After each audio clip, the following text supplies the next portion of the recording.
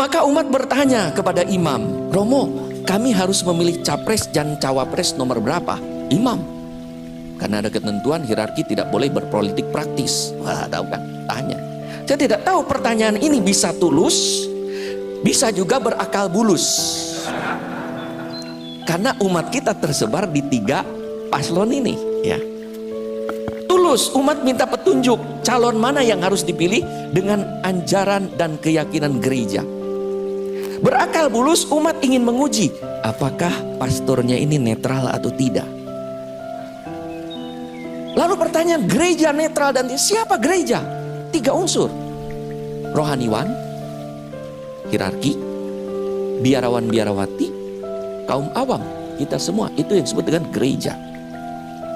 Maka kalau netralitas diartikan sebagai boleh dan semua bisa, gereja sebagai komunitas murid Yesus tidak pernah bersikap netral dalam kehidupan, termasuk dalam politik. Tidak ada gereja netral. Untuk apa gereja netral? Ini boleh, itu boleh. Tidak.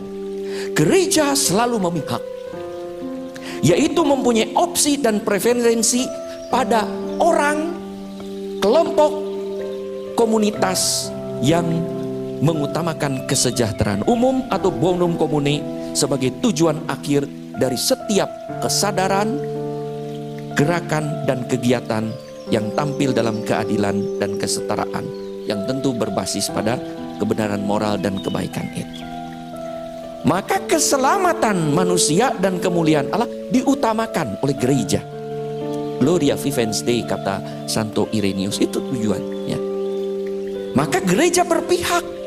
Jadi jangan tidak netral, berpihak pada apa? Yang santun tadi ya, yang baik, benar, santun dan kudus.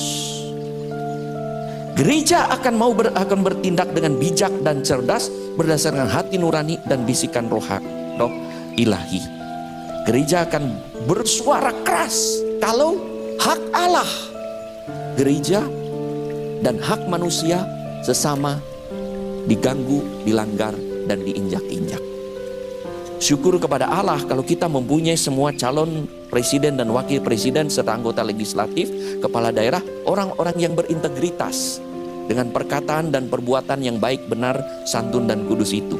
Sehingga kita, hierarki, bisa berkata, semua boleh dipilih dan pilihlah yang terbaik di antara yang baik. Enak ya, akan berkata begitu.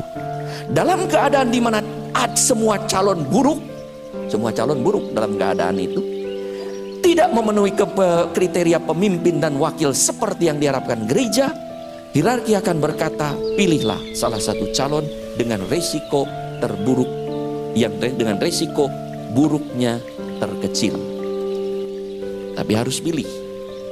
Kalau ternyata ada satu calon yang menonjol dan berbeda jauh dengan yang lain, hierarki bisa berkata, pilihlah yang bermoral dan beretika sesuai dengan nilai-nilai Pancasila.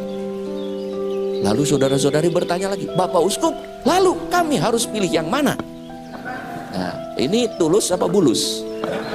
Maka saya akan lihat pedoman yang disampaikan oleh Konferensi Wali Gereja Indonesia. Tidak pernah menunjukkan angka tertentu dengan gerakan tertentu. Sekarang ini serba salah ya dengan angka, dengan gerakan. Karena apa? Karena suasana tidak baik. Kalau suasana baik-baik saja, aman kok. Ya, ada foto paus dengan simbol tertentu. Itu paus zaman kapan gitu ya? Dengan dipasang ini. Ada foto ini dengan jadi lain-lain. Ya. Jadi serba salah karena apa? Ada sesuatu yang tidak beres yang sedang terjadi. Ya. Apakah artinya bahwa hierarki boleh berpolitik? Ada 2 politik. Politik praktis dan politik kepedulian sosial. Atau disebut dengan politik praktis atau politik etik. Politik praktis yang berkaitan dengan struktur jabatan, keterlibatan langsung dalam partai atau kegiatan politik tidak boleh. Tapi politik etik, yaitu politik kepedulian sosial yang berkaitan memperjuangkan bonum commune, kesejahteraan bersama, penghormatan martabat manusia dan hak-hak gereja harus. Dan itulah yang sedang kita lakukan, di mana saya berbicara politik etik, bukan politik. Kalau politik praktis, saya langsung berkata, saudara-saudara pilih nomor ini, kalau tidak keluar. Nah, itu namanya politik praktis ya. Atau saudara-saudara tidak memilih sesuai dengan yang saya, tidak dikasih makan siang. Nah, itu politik praktis ya. Iya.